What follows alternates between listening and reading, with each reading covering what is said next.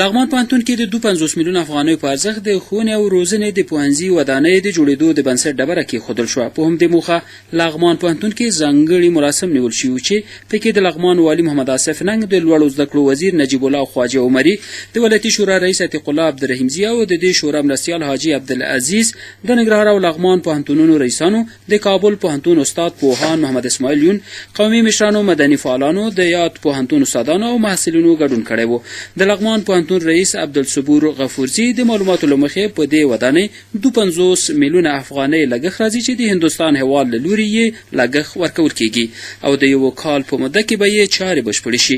هغه وویل چې د یادې ودانۍ د چارو په بشپړېدو سره به د ښوونې او روزنې پوهنځي تدریسي او اداري کارونه لا منظم شي. په ورته مهال د لغمان والي محمد آصف ننګ وویل راتلونکي کال کې به لغمان پوهنتون کې مرکزي کتابخانه او د محصلینو لپاره د هستوګنځي لویه ودانۍ جوړه کړي.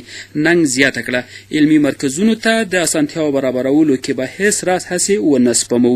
د لوړو زده کړو وزیر نجیب الله خواجه عمري خوښي وښوده او له قراردادي شرکت څخه یې وغوښتل چې کارونه په پوره کیفیت سره ترسره کړي.